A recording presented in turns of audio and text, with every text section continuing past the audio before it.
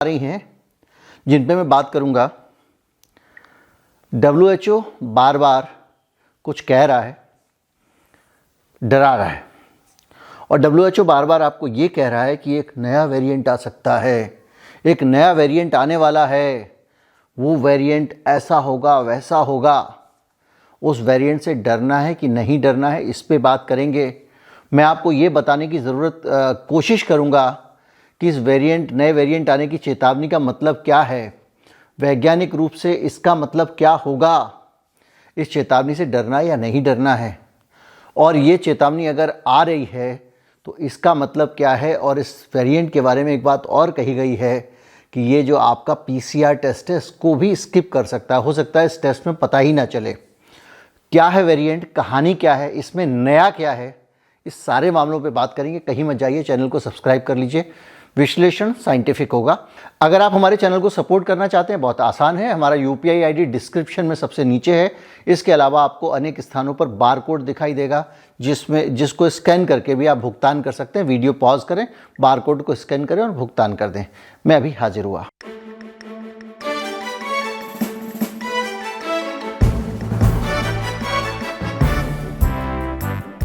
WHO में कोविड-19 की एक टेक्निकल लीड हैं, यानी कि आप ये समझ लीजिए कि जो कोविड-19 का जो पूरा सिलसिला चल रहा है उसकी देखभाल करने की, उसके टेक्निकल एस्पेक्ट्स को देखने वाली जो टीम है, उसकी जो मुखिया हैं या उसकी जो सुपरवाइज़र हैं वो हैं, और उनका नाम है मारिका वैन केरिकोव।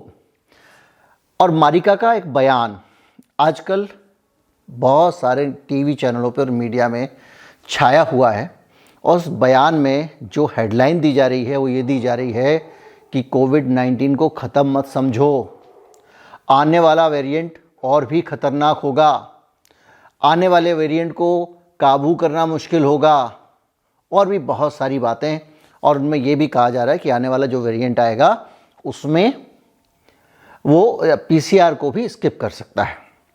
इन सारी बातों में ये कहा जा रहा है कि ओमिक्रॉन के भी 4 तरह के वेरिएंट पता लग गए हैं, और जो भविष्य का वेरिएंट होगा वो कैसा होगा ये भी पता लगा लिया गया है कि इसका एक उदाहरण है। अब मैं आपको बताऊं कि ये जो बातें बता रही हैं ये मैं आपको साल भर पहले बता चुका हूं। आप कोरोना वायरस के बारे में अब तो आप सब भी एक्सपर्ट हो गए हैं।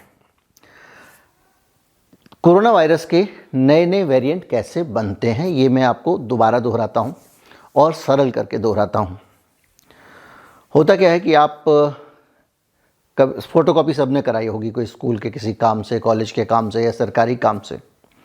तो किसी कागज़ की एक फ़ोटोकॉपी कराएं तो वो साफ़ होती है, उस फोटोकॉपी से भी फ़ोटोकॉपी कराएं तो वो और बदल जाती है, और उस फ़ोटो से और फ़ोटोकॉपी कराएं तो वो और बदल जाती है, यानी जनरेशन लॉसेस होते हैं। इसी तरह से आप फ़ोटो खिंचवाते हैं तो आपका जो फ़ोटो खिंचता है वो साफ़ आता है, आप फ़ोटो से फ़ोटो खिंचाते हैं वो कम साफ़ आता है, और फ़ोटो से जो आप फ़ोटो खिंचवाएंगे उससे भी फ़ोटो खिंचाएंगे तो और साफ़ और ख़राब आएगा, और एक स्थिति आएगी कि आपका चेहरा पहचानना मुश्किल हो जाएगा। कोरोना वायरस एक RNA वायरस है, उसके अंदर DNA नहीं होता है, तो वो जब बदलता है, रेप्लिकेट होता है, उसकी फ़ोटोकॉपी हो रही होती है। एक वायरस हुआ, उस वायरस के 2 टुकड़े हुए, एक वायरस से 2 वायरस बने, 2 से 4 बने, 4 से 8 बने, तो 1 से 2 बन रहा है, 2 से 4 बन रहा है। तो ये प्रक्रिया लाखों बार हो रही है, डबल होने की। तो लाखों बार जब आप फ़ोटो से फ़ोटो खींचेंगे तो एक स्थिति ऐसी आएगी कि उसमें जो नया फ़ोटो बनेगा वो कुछ अलग ही फ़ोटो बन जाएगा, और वो असली फ़ोटो से थोड़ा अलग होगा, यानी कि आपका जो नया वेरिएंट तैयार हो गया। और जब इतना रेप्लिकेशन होगा तो कोई भी चीज़ ऐसी होगी जिसमें एक स्टेज के बाद जाके कुछ अलग शक्लो सूरत की चीज़ बन जाएगी। अब हमारी जो सेल होती है, हमारी जो कोशिकाएं होती हैं, उनमें एक रिसेप्टर्स होते हैं। तो कोरोना वायरस की ये जो प्रोटीन स्पाइक्स होते हैं, जो उनकी नोक निकली होती हैं, वो हमारे रिसेप्टर्स पे जाके चिपक जाती हैं। बच्चों में कोरोना इसीलिए नहीं होता क्योंकि उनके अंदर रिसेप्टर्स नहीं पाए जाते हैं। अब कुछ लोग ठीक है जो भी कह रहे हैं कर रहे हैं वो अलग बात है। तो रिसेप्टर्स पे चिपक जाते हैं, उसके ज़रिए वो सेल के अंदर चले जाते हैं, वहाँ से वो मल्टीप्लाई होते हैं। तो इस पूरे प्रोसेस में क्या होता है कि अब आपने मान लीजिए कि एक बार आपको कोरोना आया और आपके रिसेप्टर से जैसे ही चिपका, आपके शरीर ने पहचान लिया कि ये तो जो है कालू चोर है और चोरी करने आएगा, तो लठ लेके उसने पीटना शुरू कर दिया। जो आपके शरीर का चौकीदार है, जिसको आप एंटीबॉडीज़ कहते हैं, जिसको डिफेंस सिस्टम कहते हैं, जिसको इम्यून सिस्टम कहते हैं, तो वो कालू चौकीदार को पहचान गया। जैसे कालू चौकीदार वहाँ आता है, उसके पैर ज़मीन पे पड़ता है, उसके जूते के निशान से पहचान लेते हैं। अब ज़्यादा फोटोकॉपी होते होते कि वो जूते का निशान होता है ना, स्पाइक प्रोटीन होती है, उसकी आगे की जो नोक होती है, उसका फिंगरप्रिंट समझ लें या उसका डिजाइन बदल लें, थोड़ा सा बदल जाता है इतनी कॉपी होते होते।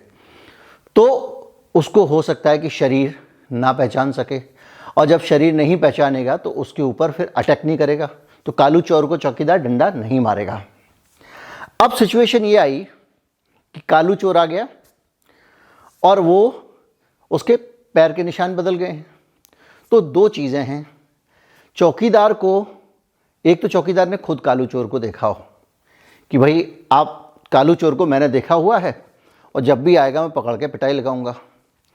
दूसरा, कालू चोर को किसी ने फ़ोटो दिखाया हो कि कालू चोर, माफ़ कीजिएगा, कालू चोर का फ़ोटो चौकीदार को किसी ने दिखाया हो, कोई काली चोर आएगा तो उसकी शक्ल ऐसी होगी, एक फ़ोटो दिखाया हो।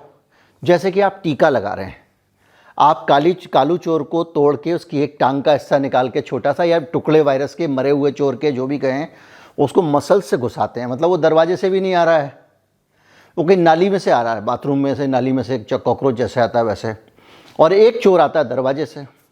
तो जो सांस के ज़रिए इन्फेक्शन, नेचुरल इन्फेक्शन आ रहा है, और बार बार वो बहुत सारे वायरस जगहों जगहों पे आपके शरीर के रिसेप्टर्स को छूने की कोशिश करते हैं, तो बार बार हमारा चौकीदार जो शरीर का है वो कालू चोर को देखता है, कई दफ़ा देखता है और पहचान जाता है। और जब भी अगली बार कालू चोर आता है वो लठ बजा देता है। कालू चोर अगर शक्ल बदल के आ गया, कालू चोर का मुंह टूट गया है, टेढ़ी हो गई शक्ल, तो जो आदमी ने खुद आंखों से देखा वो तो पहचान लेगा, लेकिन जिस आदमी को फोटो दिखाया वो शायद ना पहचान पाए। तो ऐसी स्थिति में आपका शरीर और आपका जो पूरा सिस्टम है वो उसको कई बार चूक कर सकता है। तो जिनको नेचुरल इम्यूनिटी है उनके पास में कालू चोर कितना भी रूप बदल के आ रहा है, अल्फा आया, बीटा आया, जो भी मान लीजिए, डेल्टा आया, गामा थीटा आया, डेल्टा प्लस आया, न्यू कोव की भी बात हुई थी और पता नहीं क्या क्या बात की हुई थी, डेल्टा क्रॉन की भी बात हुई थी, बहुत सारे, लेकिन हमारे चौकीदार ने सबको पहचान लिया। और भारत का जो चौकीदार है ना, ये जो नए वेरिएंट की बात कह रहे हैं, जो भारत का चौकीदार है, इसने हर रूप में उसको देखा है। हमारे शरीर ने उसको हर रूप में देखा है। पहले आया, अल्फ़ा में इन्फेक्शन दिया, फिर डेल्टा में आया तो इतनी बुरी तरह फैला कि कोई आदमी बचा ही शायद हो, क्योंकि, और इसीलिए जब सीरो सर्वे होते हैं तो 90%, 95% लोगों के अंदर इम्यूनिटी आती है। तो कालू चोर 2 बार 3 बार आ चुका है, बच्चा बच्चा उसको जानता है। हमारे जितने गार्ड्स हैं सब जानते हैं, उनकी सिक्योरिटी एजेंसीज भी जानती हैं, उनके बच्चे भी जानते हैं कि कालू चोर आएगा तो डंडा मारना है। यानी हमारी एंटीबॉडीज़ अच्छी तरह से कालू चोर को पहचानती हैं। तो अब वो कितना भी रूप बदल के आ जाए, नया वेरिएंट आ जाए, हमारे शरीर का कुछ नहीं बिगाड़ पाएगा, ये साइंस कहता है। जो लोग टीके को ही मानते हैं कि वही एकमात्र तरीका है, जो फोटो हम बेचते हैं, घर पे बेचते हैं, भैया पोस्टर लगा हुआ है, ये देख लीजिएगा, जो हर बार आतंकवादियों की तलाश वाला होता है, इस शक्ल का आदमी देखे तो पकड़ लीजिएगा, वो कई बार चूक कर जाते हैं। तो ये तो हुई सारी की सारी बात। एक बात हुई, RT-PCR टेस्ट को भी स्किप कर जाएगा। तो जब आप ये बात सुनते हैं, जब कह रही हैं WHO की वैज्ञानिक, तो आपको समझना पड़ेगा कि RT-PCR टेस्ट काम कैसे करता है। RT-PCR टेस्ट का काम करने का तरीका बड़ा सिंपल है। सिंपल ये है कि आपके यहाँ से एक नमूना निकाला, अब उसके अंदर 2-4 वायरस, एक आध वायरस आ गए, अब उस वायरस का RNA निकालेगा और दबादब उसकी फ़ोटोकॉपी करेगा। चला दिया 30 बार, 40 बार, 1 से 2, 2 से 4, 4 के 8, 8 के 16, यानी इतना ज़्यादा हो जाए वायरस कि उसको ब्लड में ढूंढना ना पड़े, वो आसानी से पकड़ में आ जाए। फिर आप उस RNA की क्या करते हैं, फ़ोटो पहचानते हैं कि ये RNA है। इस फ़ोटो को आपने पहले, जैसे आप फिंगरप्रिंट लगाते हैं, कहीं पे जाते हैं दफ्तर में, तो कंप्यूटर के अंदर फिंगरप्रिंट पहले से फीड रहता है, वो केवल हाथ के अंगूठे से पहचानता है कि ये फिंगरप्रिंट वही वाला है। उसी तरह से PCR टेस्ट में जो आप RNA का स्ट्रक्चर बनाते हैं, DNA बनाते हैं, और जो आपकी DNA फिंगरप्रिंटिंग होती है, उस फिंगरप्रिंटिंग को पहले से फीड किए हुए डाटा से पहचान लिया जाता है कि ये कोरोना वायरस है।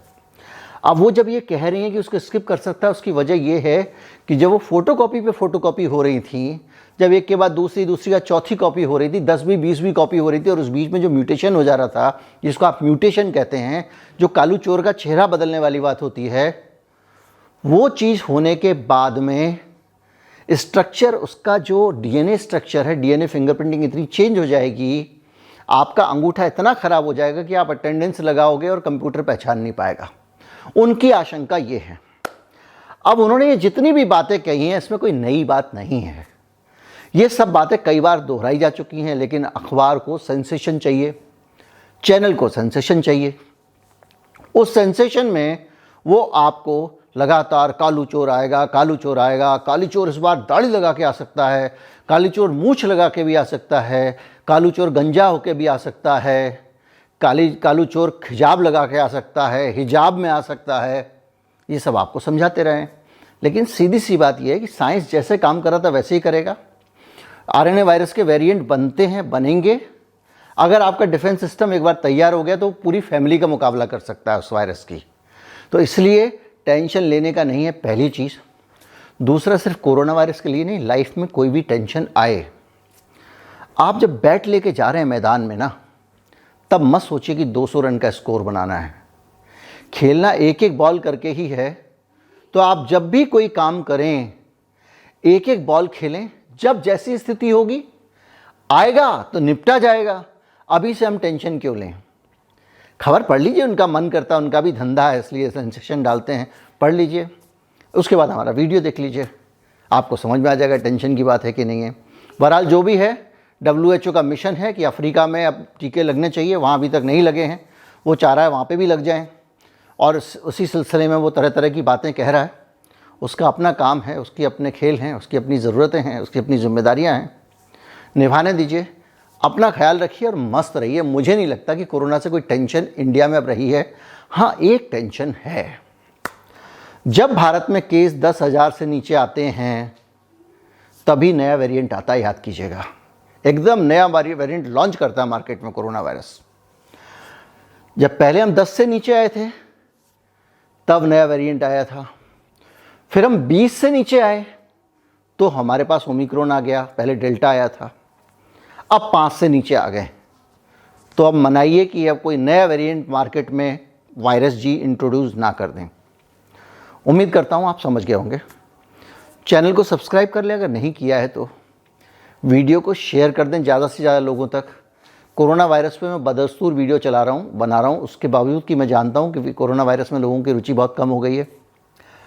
बहुत सारे लोग वैक्सीनेट हो चुके हैं, तो अब वो टेंशन जो है उनके ऊपर वो नहीं रही है, तो उनको कोरोना पे कंटेंट देखने का उतना चाव नहीं रहा है। उसके बावजूद मैं अपनी जिम्मेदारी समझता हूँ। मेरे ख्याल से बाहर दुनिया में किसी ने भी इतने सारा वीडियो कोरोना वायरस पे लोगों को नहीं दिए होंगे। तो अगर आपको लगता है कि ये चैनल चलता रहे तो उसको शेयर करते रहिए, लोगों तक पहुँचाइए।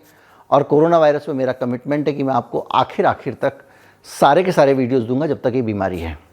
नमस्कार, जय हिंद।